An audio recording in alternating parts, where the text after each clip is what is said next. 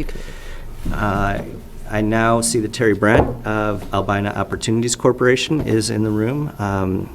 Terry, would you come up and tell the story of what you've been doing when it comes to lending? Thank you very much.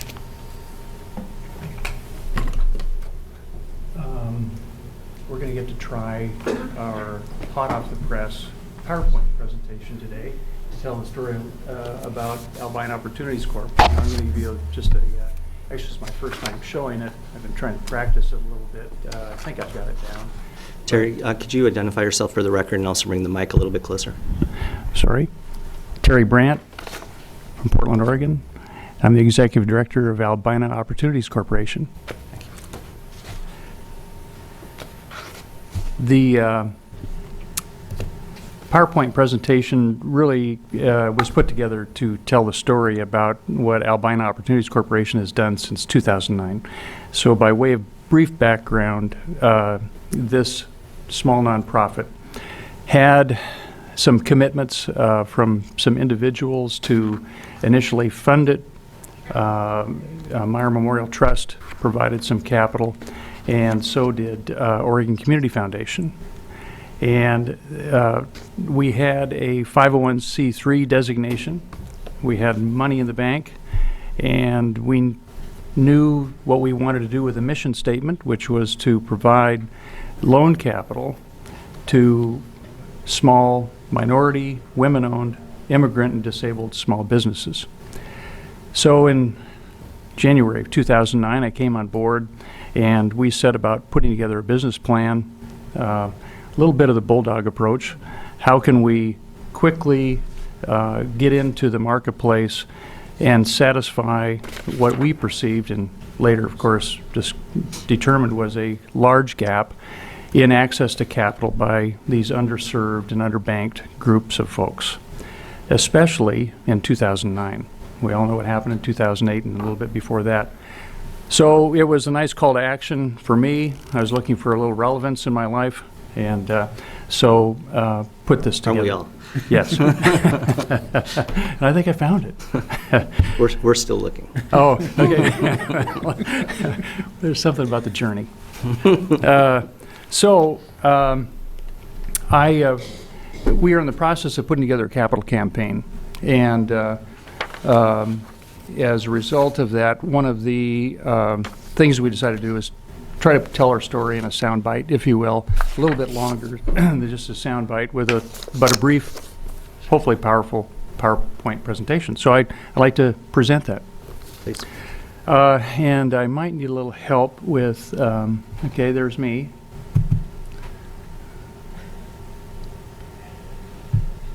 I think I must be loading.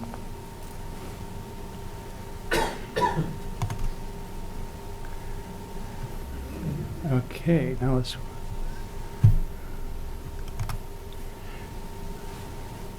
Okay. Portland is a small business-driven community. More and more people are turning to entrepreneurism as their future, and it seems that obtaining capital has never been more challenging.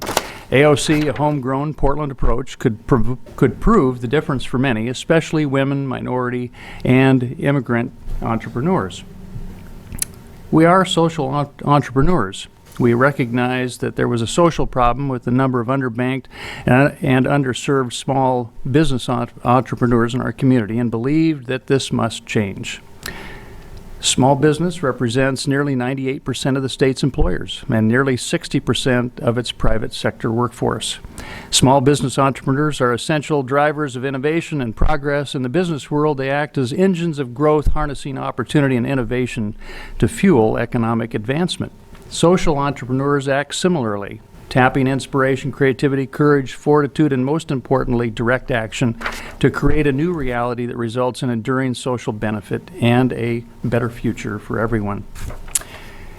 We are just like you in that we are out here doing the work that you want to do.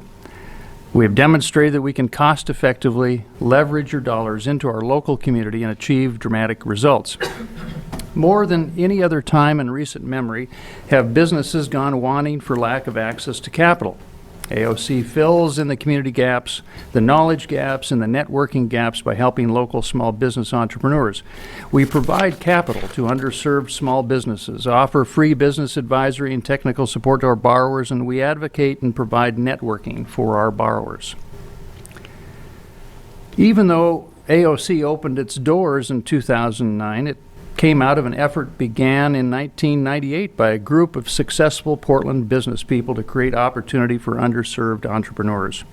The group has stayed together and grown, investing its money, time, expertise, and network of contacts to those we assist to build our community. AOC promotes the idea that healthy businesses add strength to the development of healthy and sustainable communities. AOC's free business advisory services provide one of the most effective tools for building successful and sustainable businesses, access to experienced business people for counsel and contacts. Additionally, AOC sponsors quarterly Connect receptions that bring together past and present borrowers, advisors, investors, and traditional bank lenders to share information and network. We believe that our communities are made stronger by taking care of local small businesses and employ local people who in turn reinvest their wages back into our local communities. AOC has expanded the micro-lending concept. Our average loan is $85,000 compared to micro-lenders that average less than $15,000. We are the only local nonprofit urban lender making loans up to $150,000. AOC is flexible in the types of security it takes to collateralized loans. We can be flexible in the payback of loans. We provide lines of credit in addition to term loans. And we offer AOC's free business advisory, technical support, and networking services that are unique. Our seed capital came from local entrepreneurs, OCF, as I mentioned earlier, Meyer Memorial Trust, and Pacific Power. We've now grown to $2 million. Our funds are nearly fully deployed or committed, and we now have demand for and positioned to effectively process $450,000 per quarter. AOC promotes itself by promoting its borrowers. We have no marketing budget. The breakdown of business loans by total loan amounts are as follows. Construction, we funded 33% of our loan funds into construction. Manufacturing was 8%, education is 18%, food-related was 36%, and service 5%. I might add that when we decided to take a look at what the marketplace needed in terms of access to capital, we also targeted what we consider to be the hardest hit areas, hardest hit businesses that were suffering the most with the economic meltdown. Over 38% of our loans have gone into green businesses. We are actively engaged in finding ways to provide economic support to local community-supported agricultural small businesses. This is kind of an interesting emerging area that we've decided to invest in. There's been a big push through the Multnomah County's Food Initiative program to get small urban farmers up and going in an attempt to bring food into our community at the local level, local community level. And lo and behold, what is one of the major obstacles? Access to capital. I'm also a member of the Multnomah County Business Advisory Group, which was assembled to explore ways to increase local employment and strengthen local businesses. Oop. I love this figure. So we have made we've made 19 loans to 16 businesses. We've had people come back for another loan. They've repaid it, come back for more. These are still businesses that can't find capital in the open marketplace. I often tell the story that in 2007, 2008, those businesses probably could have walked in the door of a bank and gotten their loan. Today, there is no access to capital, and you'd be surprised at the security we're able to get by making these small business loans, less than $200,000, where there's virtually nobody in that marketplace that I'm aware of, with the exception of perhaps Enterprise Cascadia, which is similar to us, that are really serving that market, and the kind of collateral and the smart business people you get in that market segment that are scalable. We're talking about an easy way to add more jobs. We're not talking about startups taking a lot of risk with a startup. We're talking about existing businesses that want to expand and cannot find the capital.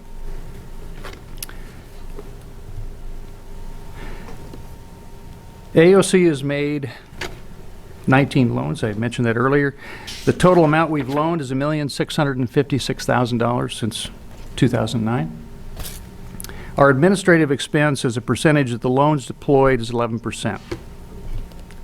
We created 125 new jobs on top of the 275 jobs retained, and we take that very seriously in terms of how those were calculated.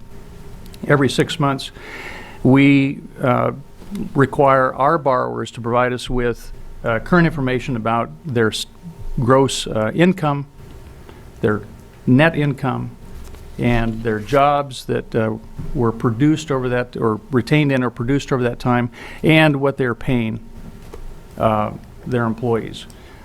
Our desire is to fund those companies that are paying living wage rate jobs in our Portland metropolitan area.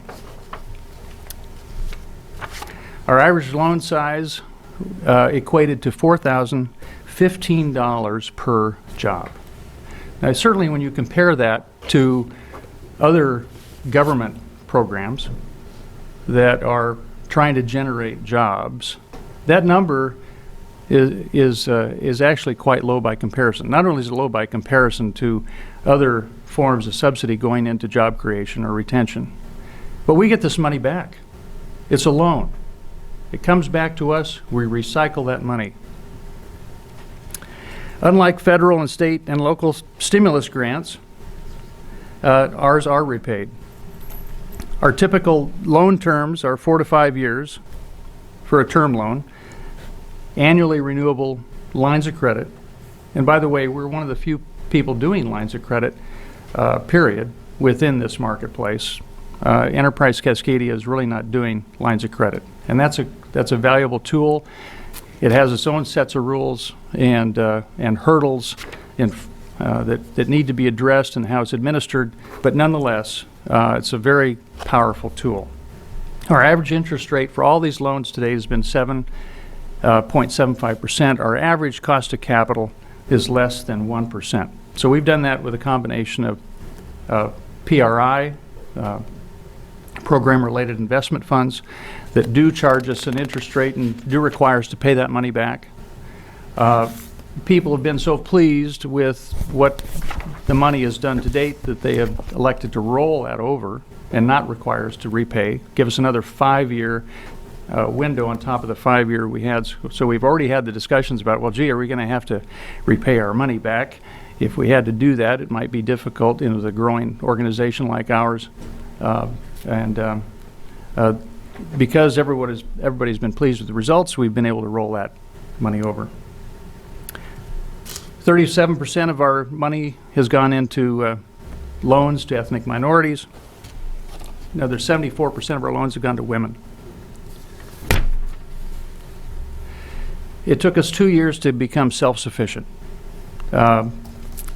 We do get free office space. I've been the sole person getting paid, if you will, to do this. We got a grant through the Community Development Financial Institution Fund because we became certified as a CDFI in 2010. That qualified us to get a technical assistance grant, and since that time, we have used that money to develop our business advisory resources. We see that not only today, but ongoing in the future, as a very key component to what it is that we do. Terry, I'm going to have to interrupt you